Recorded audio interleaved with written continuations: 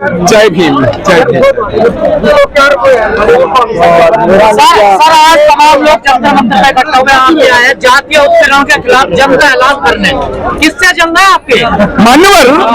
ये सिर्फ एक्चुअली आपने चूंकि जाति से शुरू किया प्रश्न है, तो सबसे पहली जाति जाति जाति, ये जाति नहीं है, ये आती है आती है आती है।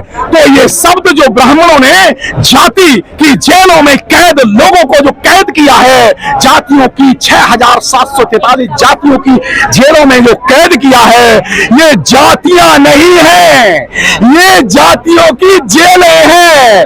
ये मैं वाल्मीकि समाज से पूछता हूँ, वाल्मीकि समाज की जेल में आप क्यों कैद हो? ये जातियों चमारों से पूछता हूँ कि आप चमार नाम की जेल में कैद हो, चमार नाम की जेल में ही शादी करते हो और चमार नाम के की जेल में ही बच्चे पैदा करते हो और चमार होके ही मर जाते हो, जबकि बाबा साहब ने जातियों की जेलों को तोड़ने का मंत्र दिए थे। नंबर 1 धर्मांतरण, नंबर 2 स्थानांतरण, नंबर 3 नामांतरण। बाबा साहब अम्बेडकर ने भागवत में जाति तोड़ने का मंत्र दे रहे हैं, भारत मुक्त बनाएंगे वो जातियों का मुक्त। अगर इस देश में से जाति खत्म हो जाए तो ब्राह्मणवाद खत्म हो जाएगा, तो फिर जब ब्राह्मणवाद खत्म हो जाएगा तो आरएसएस खत्म हो जाएगा।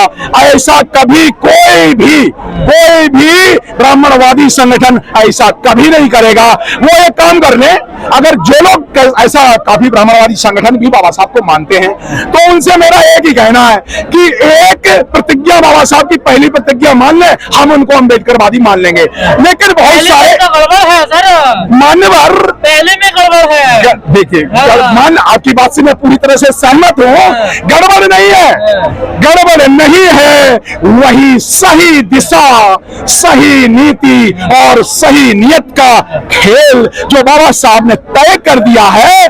बाबा साहब ने तय ये कर दिया है कि कौन अम्बेडकरवादी है, कौन अम्बेडकरवादी नहीं है, कौन अम्बेडकरवादी है, कौन कर नहीं है। अच्छा, वेरी गुड। तो क्या केजरीवाल जी, उस दिन मैं केजरीवाल को अम्बेडकरवादी मान लूंगा जिस दिन वो बाबा साहब की पहली प्रतिज्ञा पब्लिकली कहेंगे कि मैं ब्रह्मा विष्णु महेश को ईश्वर नहीं मानता है। और वो तो बाबा साहब अम्बेडकर की फोटो लगाने की बजाय लक्ष्मी और गणेश की फोटो लगाते हैं। तो इसलिए, और लेकिन एक बात और है, फिर भी दीवाने हैं केजरीवाल। मान्यवर, मैं आपसे एक प्रश्न इसलिए यहीं तक मान्यवर, मैं बिल्कुल नहीं ये गलत फहमी, मैं अम्बेडकराइज हूँ, बुद्धिस्ट हूँ, जय भीम वाला हूँ, हाथी वाला हूँ, नीली शर्ट वाला हूँ। तो पहली बात, अगर राजेंद्र पाल गौतम जी जो नेता है और सामाजिक कार्यकर्ता है, लेकिन अगर वो इस मुद्दे पे उनको रिजाइन कर देना चाहिए, क्योंकि लक्ष्मी और गणेश की फोटो पे केजरीवाल ने लगाने के लिए कहा, तो बाबा साहब तो पहली मांग होनी चाहिए थी। मेरा नेता है नहीं, गलत बात है, गलत बात है। मैं बहुत सारे संगठनों को आप गौतम जी के साथ और गौतम जी केजरीवाल जी के साथ जी नहीं, ऐसे बहुत सारे संगठन, एक मिनट, बहुत सारे धार्मिक संगठन, बहुत सारे राजनीतिक संगठन, बहुत सारे सामाजिक संगठन, बहुत सारे सामाजिक कार्यकर्ता, वो लोग कहते हैं हम जय भीम वाले हैं। तो मेरा एक संदेश है पूरे भारत के जय भीम के कार्यकर्ताओं को, जय भीम के सामाजिक कार्यकर्ताओं से को मेरा ये संदेश है कि हर मीटिंग में सबसे पहले वो बाबा साहब की 22 प्रतिज्ञाओं से शुरुआत करेंगे क्या? ऐसे क्या सामाजिक संगठन आज से जो 22 प्रतिज्ञाओं पर ही तो सब कुछ हुआ। तो जितने भी जय भीम के कार्यक्रम हो, समझ लेना नकली जय भीम का कार्यक्रम वो है जिसमें बाबा साहब की 22 प्रतिज्ञाओं से शुरुआत नहीं होती, और असली कार्यक्रम वो है, के 5 हटा दो फिर हम सारी बोल लेंगे। असली कार्यक्रम वो है जिसमें जय बाबा साहब की 22 प्रतिज्ञाएं पढ़ी जाती है। हाँ, आप बताइए। स्टार्टिंग की 5 हटा दो 22 में से, वो तो मेरे हम सारी मान लेंगे। यार आप बड़ा अच्छा प्रश्न किया है। ये बताइए, गिलास में गंदा पानी भरा है, उसमें 1000 गिलास पानी डाल दिया, गंदा तो गंदा रहेगा, पीने लोग नहीं रहेगा ना। तो सबसे पहले गिलास को साफ करने का मामला है, वही तो ब्राह्मणवाद को खत्म करने का प्रोग्राम है, वही अपनी संस्कृति को पहचानने का सबसे बड़ा माध्यम है। ये बताइए, मैं यहाँ का एग्जाम्पल बाबा साहब का छोड़ नहीं देता हूँ। ऐसा ही 10 कमांडमेंट दिए थे। 10 कमांडमेंट जो दिए थे, तो वो दूसरे कंट्री की बात कर रहा हूं। विदेश में 10 कमांडमेंट, पता है किनके 10 कमांडमेंट? किनके? 10 कमांडमेंट ऑफ मोसेस। मैं मोसेस की बात करता हूं। मोसेस के मोसेस के द्वारा दिए हुए 10 कमांडमेंट नहीं माने, इसलिए वो खत्म हो गए। इसी तरह से भारत में अंबेडकर वादियों ने बाबा साहब की 22 प्रतिज्ञाएं नहीं मानी, इसलिए वो राज सत्ता गंवा बैठे, इसलिए वो धर्म सत्ता गंवा बैठे, इसलिए वो समाज सत्ता गंवा बैठे। अगर हनुमान चालीसा पढ़ रहे दलित नेता आजकल? No comment. मैं सिर्फ बाबा साहब की बात करूंगा, मैं उनका मनवादियों को बिल्कुल प्रचार नहीं करना चाहूंगा। हाँ, हम अपनी मनवादी हैं। चलिए, मैं बाबा साहब की, मैं तो काशीराम साहब की 5 प्रतिज्ञाएं मान लें। चलो भाई, बाबा साहब की 22 प्रतिज्ञाओं से हो सकता काफी परेशानी हो सामाजिक कार्यकर्ताओं को, नकली जय भीम और नकली अम्बेडकरवादियों को, तो मान्यवर काशीराम साहब की जो सामाजिक काम करते हैं। धमकी मिल रही है आप जैसे लोगों को, अब 50 लाख प्लस इनाम भी है। बड़ी अच्छी बात है। ऐसा है, धमकी नहीं है। दरअसल बात यह है, ये ब्राह्मणवादी लोग